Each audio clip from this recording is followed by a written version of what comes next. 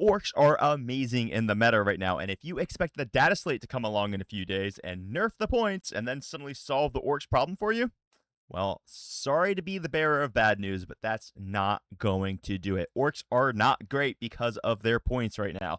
So tune in because we got to figure out how to crump the crumpers, because if you don't learn how to play against the Orcs now, you're going to be in for a big problem for the rest of the edition with a ton of other pressure style armies. Guys, I'm Doc Crump. I'm a top 100 player. I'm a professional Warhammer coach, and I am here to give all of my experience and thought process to help you become the best Warhammer players in the world. In a previous career, I was a chiropractic neurologist, and I had to master the skills of problem solving and critical thinking to help treat my patients who had these really complex neurological disorders. So I've taken that skill set and I've applied it to Warhammer 40K, and that's what I'm going to do with you today. We are going to go through a problem-solving exercise to figure out how to defeat the Orcs. So let's break this down. Orcs have a problem that they're presenting to you, and you have to know what the problem is before you can actually figure out how to solve it. So what I've done is I've listed several things that might be and considered an issue for a lot of people, but might not actually be the issue. So let's boil it down into 4 things, okay? First off, Orcs have massive OC, and this combines with their dispositions, and their dispositions are going to be take and hold primarily. They also have quite a few purge the foe options. Now, most of you at this point have probably recognized that while purge the foe is one of the armies that really likes to rush you and score a lot of points early, it's probably not necessarily the best disposition, even though it is certainly the most popular disposition. But the savvy players out there have realized that things like your priority assets and your take and hold armies tend to be stronger than the Purge the Foe armies, simply because you can design an army that hits every bit as hard and is every bit as fast as a Purge the Foe army, but you don't have to score like a Purge the Foe army. You don't have to kill in turns 1 and turn 2.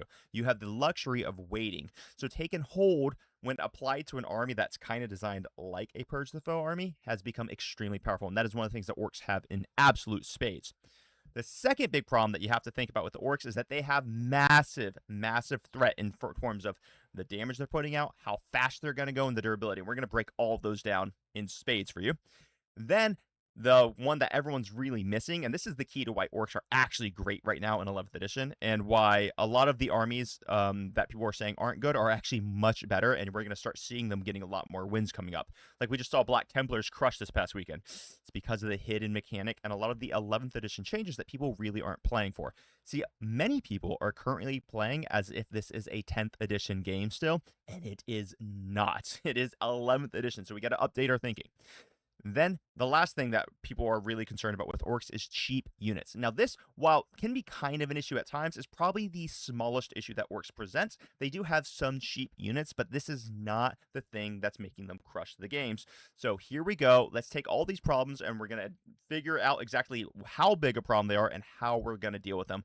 Let's get into it. Guys, if you like this content, smash the like, subscribe with your friends, be on the lookout for our future courses where we're going to be starting to break down all of the intricacies, and there are so many intricacies of list building. That's going to be coming up as a live accelerator course for you guys very, very soon. And you can always jump in the Happy Crumpin' Discord for more immediate solutions to the problems that you are facing.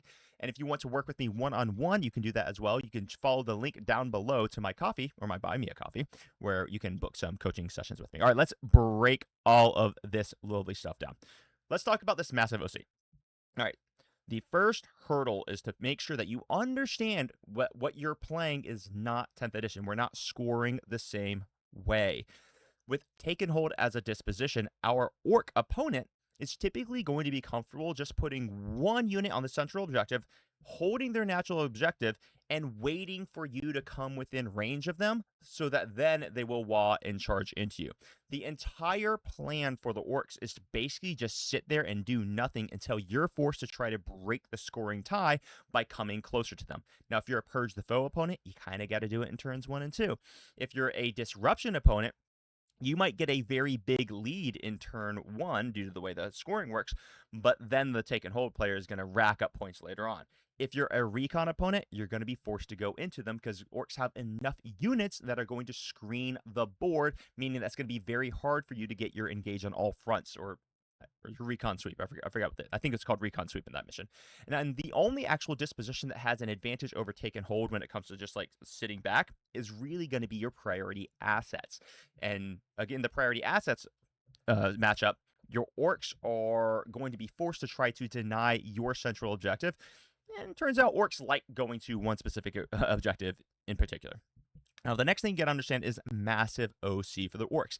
They have OC2 on their boys and on the Gretchen. Even their squig hogs have that OC2 as well. This makes it extremely hard just to pull them off of their objectives. Combine that with some of the new mechanics, which we'll talk about later, it could be very, very, very, very tricky to actually deny the orc boys their points that they're going to score. So you need to understand your win conditions, and you need to understand the take and hold players' win conditions, which is they just want to take and hold. So you got Purge-Foe, you got Recon Priority Assets, Take and Hold, and Disruption. These are the 5 matchups that we can have. I really need you to dig into your particular dispositions and understand how your play pattern actually affects Take and Hold players. This is what I've done. I've reverse engineered it. So I've started with how does my Take and Hold have to play into each one of these 5 dispositions, and that's why I am currently undefeated with my Orks in competitive play right now so far in 11th edition. All right, let's talk about the next big problem you have to really think about. You got to think about the Waaagh. Yes, the Waaagh. The Waaagh is a very, very powerful rule. Once per game, your orcs are going to get advance and charge on absolutely everything. They're going to get +1 to attacks, +1 to strength, and they're going to get a 5-up invulnerable save on everything as well. This causes issues. The key for you is understanding that this is a once per game ability. This is something that is going to kind of force the orcs to play as if this is the only turn they get to play. If you understand that, you can start figuring out how to counterbalance the Waaagh. What orcs want to do in an ideal scenario is the same as basically every pressure army in the game. What they really, really want to do is they want to ideally charge 2,000 points of their army into 2,000 points of your army, kill 1,000 points of it, and then not care that in your swing back, you're going to have 1,000 points of your army hitting 2,000 points of their army. So now, while the orc player maybe never gets that ideal scenario, the closer they get to that ideal scenario, the more devastating a turn is going to be for the points. It's a very, very big deal. So one of the most important things that you have to understand about the Waaagh is you need to get your opponent waahing earlier. And we'll talk a little bit more about that in just a moment. Now, the next problem that you have to understand is in practically every orc list you're going to see right now, you're going to see Gaz Thraka, and he's going to be with 20 boys. It basically doesn't matter what detachment they're going to be in, with maybe the exception of Bully Boys, where he's going to be with Meganobs, but pretty much everywhere else, he's going to be sitting there with 20 boys and probably a Pain Boy. So this unit is a big problem, all right? It has over 40 OC on it. Gaz gives the unit +1 to hit. He gives them +1 to wound. He gives the unit critical hits on 5s during the Waaagh phase, which if it's War Horde is going to give you both sustained hits. And since he's got Makari with him, it's also going to give lethal hits to everyone within 12 inches. If it's in Freebooters, you're basically going to get both lethals and sustains on 5s as well with the unit. This unit hits hard enough to kill 2+ big knights. It's a very, very big issue. And there are a variety of ways to buff the movement speed, which we'll talk about in the next few slides, which are going to make it very hard to avoid. So one of the things that you want to do as the opponent is you want to understand just how big an issue this unit is. It's not the most durable unit in the world. It's relatively durable because it does have a lot of wounds to chew through. But it's not the most durable unit in the world. You can deal with it. The problem lies in if you choose to deal with it and you take a shot at the king, you better not miss, because if you don't deal with it, you're probably in for a world of hurt. So one of the initial things, and I'm just going to give you guys this right now, but I'll go into more detail in the next few slides. If you choose to deal with Gaz, fully deal with Gaz. Do not let him live on 1 wound. You can't do it. All right, and then the last thing that we have to talk about with this Waaagh is going to be the threat. And I'm going to break down all the various threat ranges on the next slides as well. It gives us the advance of charge, it gives us the 5-up invulnerable save on the entire army, gives us massively increased damage output, and you have tons of different ways to increase the speed boost even further. So it's not really like it's just going to be, oh, well, I moved 6 with an advance and charge on the whole army. It's actually more intense than that. So why don't we actually start talking about some of these things? Here we go. Here's the threat. So like I said, Gaz and his boys are going to kill 2 or more big knights in one go on average.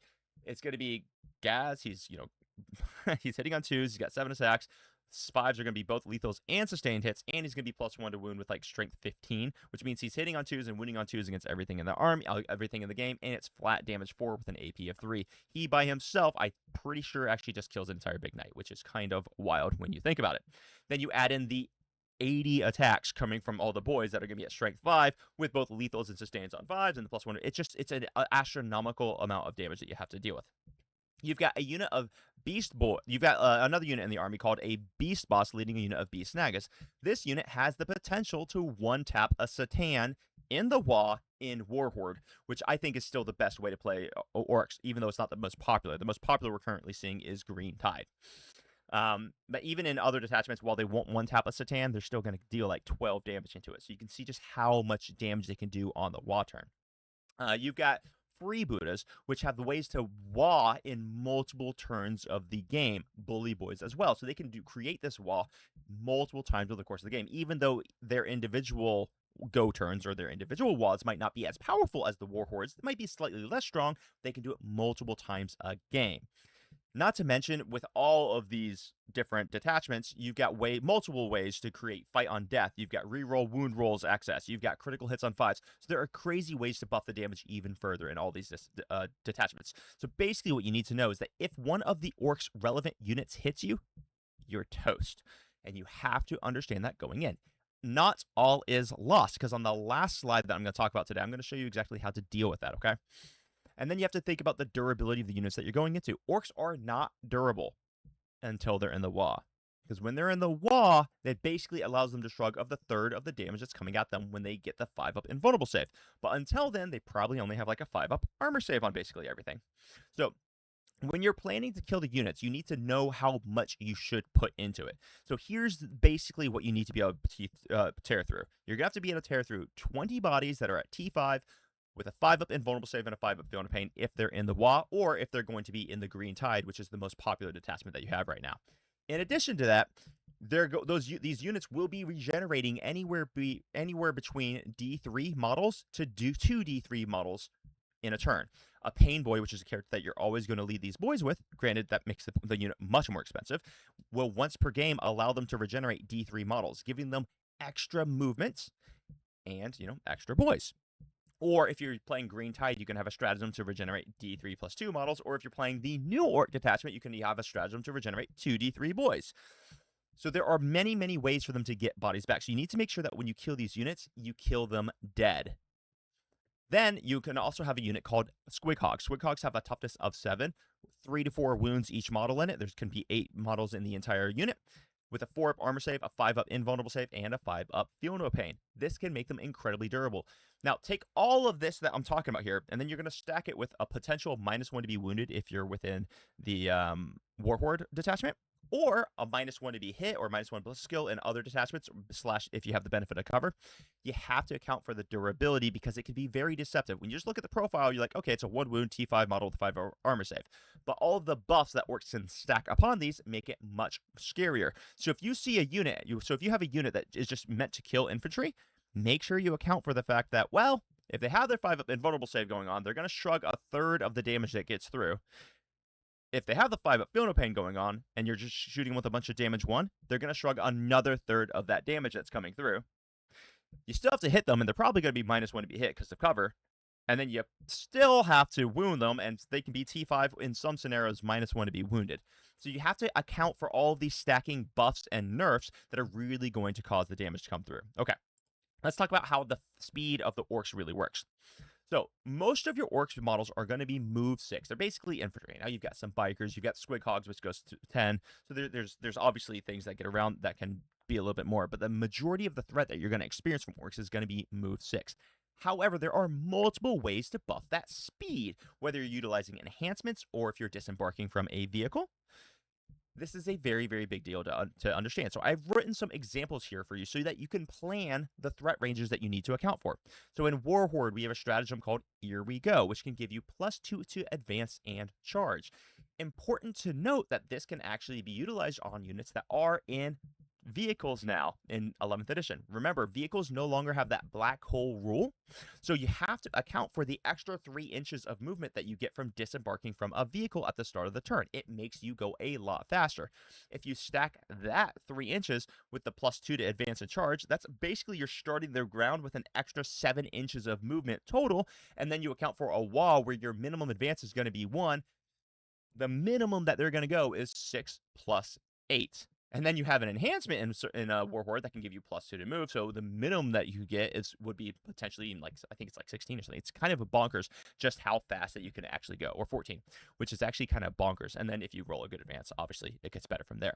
So the speed can be absolutely astronomical in freebooters, which is arguably the best. It's like tied in a 3-way, I think, for the 3 best attachments right now. It has a auto 6-inch advance. So sure, the Waaagh is 6-inch move plus D6 for the advance, but in one of the places they could just guarantee the 12-inch move, which is very, very strong. You've got big bosses, which can attack to units for basically nothing. They only cost 55 points, and they give the units +1 to charge, so they can bias the charge rolls. The Big Hunt is an attachment which allows you to reroll charges. Speed Walk can give you auto 24-inch movements. Now, you probably don't care about that in Speed Walk because they're not really going to do much after that other than score points, but they can do it is the point. So there is a lot of things when you're playing the Orc player. I need you to be asking your opponent, what is your threat range? You have to be and measure this out. All right. Now, let's talk about the last thing that's really, really important. I've got a picture. I'm going to maximize it in a moment after I speak about it so you guys can kind of understand it. So the number one thing that is actually making Orks the best, this is key. Like here, star, star, star, star, star, star, star, star, star, star, star, star, star. Pay attention to this part.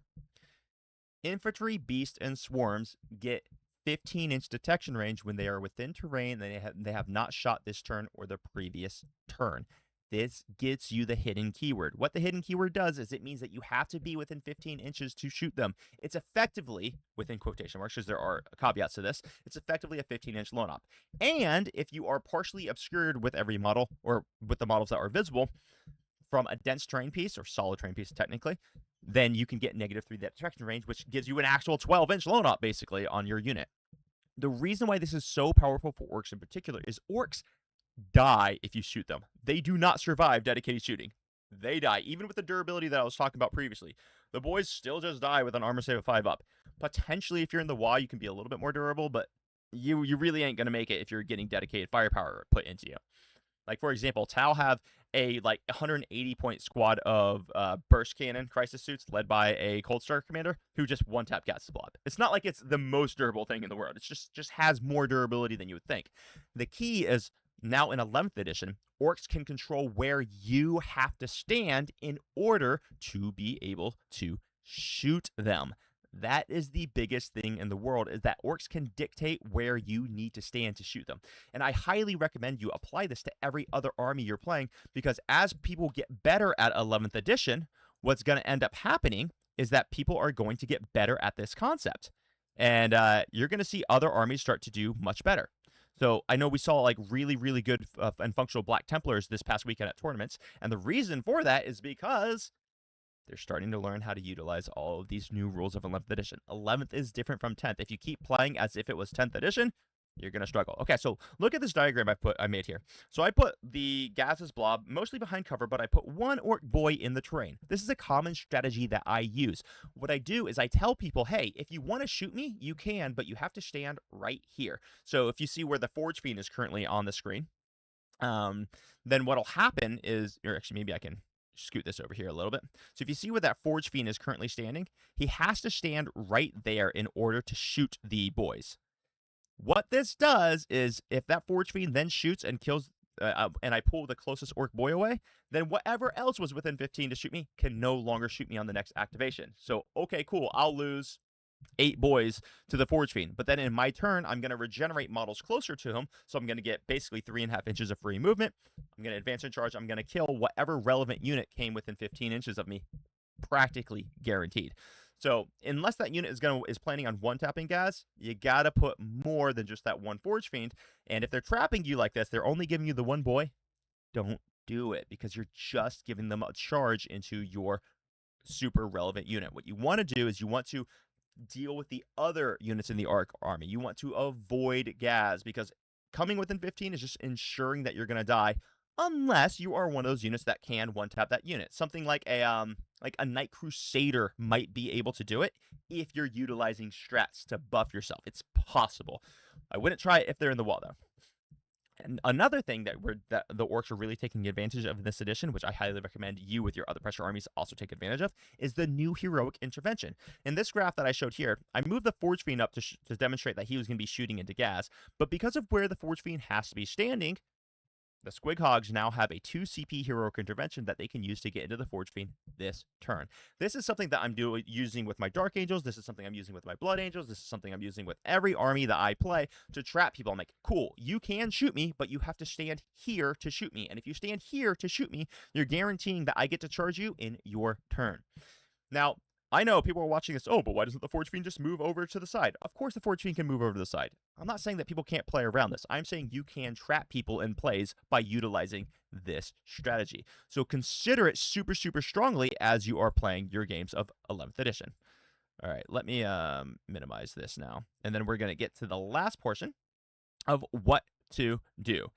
Here's the deal when it comes to Orks, and this is critical. Everyone pay attention to this slide here. Kill or ignore Gaz. This is the biggest problem that I see people deal with.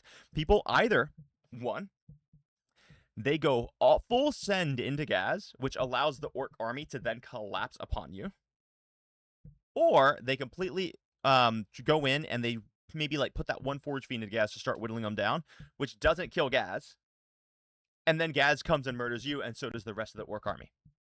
So you have to make the decision. Can you actually reliably get rid of the Gaz blob?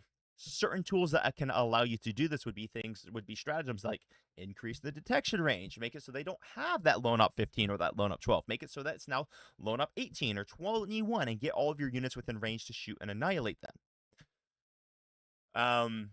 You can force Gaz to come out early to deal with something. So I was playing a scrimmage game, and someone brought out a Knight Lancer into the middle of the table in turn 1, which was a big problem for me as the Ork player because I really didn't want to Waaagh turn 1 to deal with them, but I kind of had to.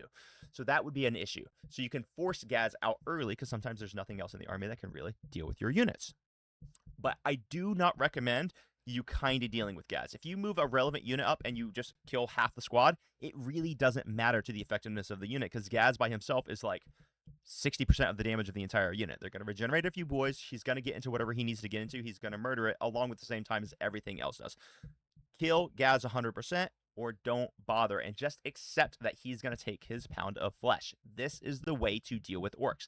The next thing you have to do is you really, really, really desperately want to be forcing defensive Waaghs on the Ork player.